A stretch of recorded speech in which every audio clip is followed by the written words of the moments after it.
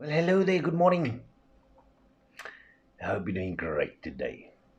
I hope you have one of the best days today. The questions that I have this morning are interesting ones. Something that I realized that I don't know if everybody always understands this because I spend a lot of my time realizing that even though I understand it better, I still get stuck in almost habits, really. And that is the last time that you did something wrong unto somebody, the last time you did somebody a dirty, whether it be by accident or even on purpose. What were you expected to do to so you can move past that? Well, actually, let's rather turn it around. That's probably going to be better. The last time that somebody did something against you, something toward you, whether they did it accidentally or whether they did it on purpose, what did you expect from them? Did you expect them to, I don't know, come grovel at your feet? Just kidding. Did you expect them to buy stuff? I don't know. Did you expect a certain way for them to come say sorry? And the more I think about this, the more I realize that grace is something that can't be earned. You gotta give it. And yeah, nobody can earn it. So let's use an example. A good example for me is when I'm driving. That's my biggest learning space in life is behind the steering wheel on the streets because I cannot handle the way most people drive, especially in this town of mine. And there are worse towns, yes. And I don't know what it is, but when I'm heading on my way, and you know that oak that pulls in front of you over there, there's nobody behind you. And that oak comes in and pulling in front of you, and he drives 30 in a 60 zone. Sometimes in a 70 or an 80 zone, they drive 30. Man, I'm man, you guys don't understand. Well, actually, I'm sure a lot of you do understand. You just want to. That is the place where God's teaching me to have some grace, because that I can do nothing to make me get over it. I just got to find you myself and go, okay, well, that happened now. Okay, cool. You be that guy.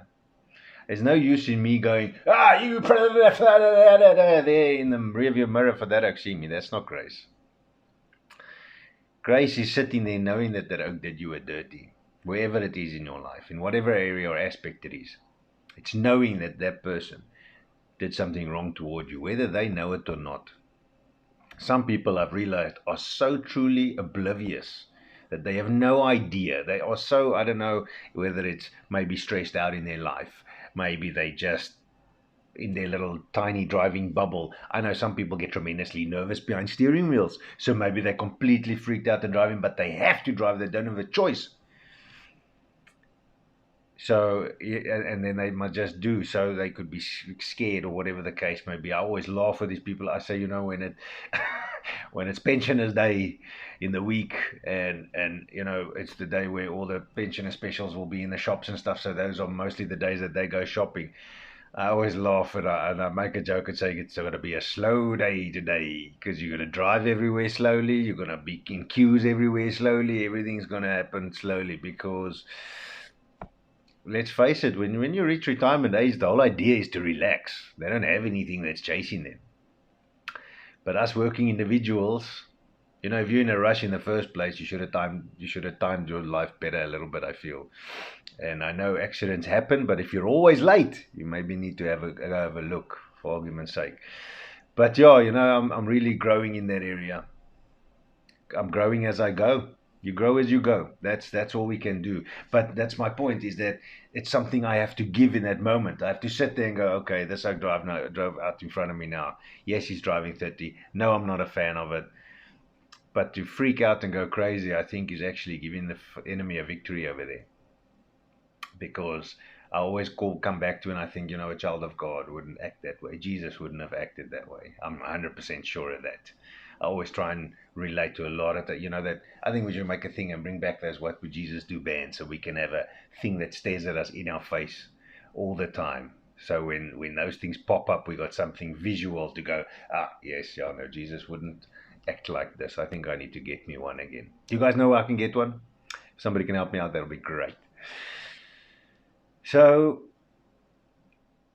grace also doesn't just fall out of the sky, though. Yes, it's freely given. We receive it freely, so we should give it freely. We can't expect people to do stuff to get our grace, because we get it for free. But as I said, it's not just going to fall out of the sky, though. Know what I mean? It's something you have to take. You have to accept it.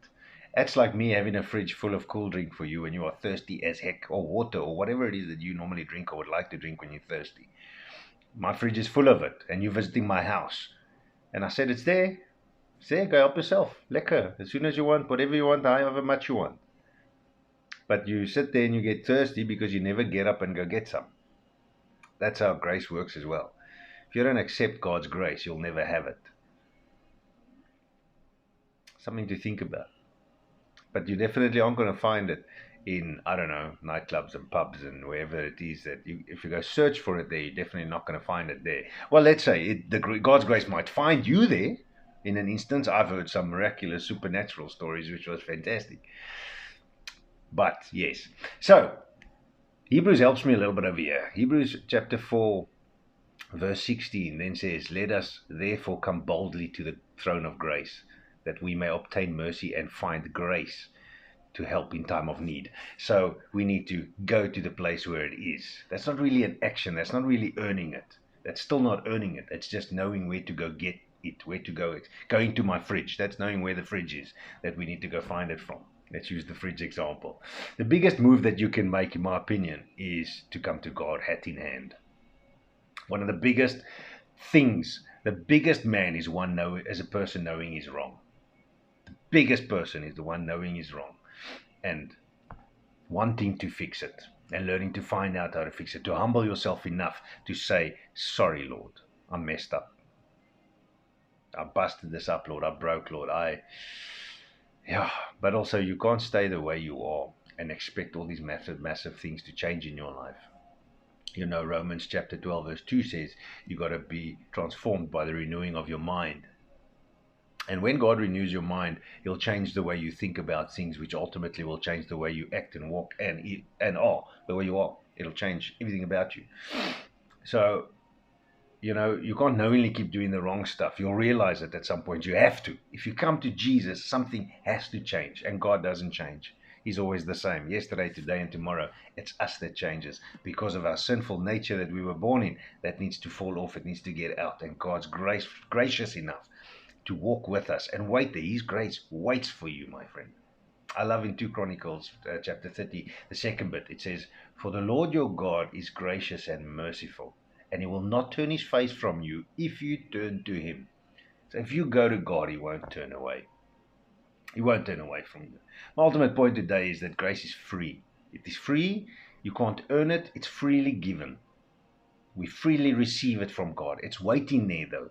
You're not going to get it if you don't want it. If you don't want it, God's not going to force it on you. He's not like that. So freely we should give it as well, though. So if somebody does something in ways that you don't like it, or you don't expect, or it's not the way that you do it, but they have their way of doing it, have enough grace, meaning be patient, watch what they're doing, and see if it works. And if it doesn't work, approach them, but don't throw them out in the open or throw them in front of a bus. Go to them and say, "Hey, I noticed you did it this way. This is actually interesting because I've never seen it done this way before. This is how I do it, and this tends to work well. Not work better, work well." Don't tell them your way is better, because somebody else can come along in that same instance and tell you their way is better, and show them and prove it to you. So you've got to be careful. Have grace.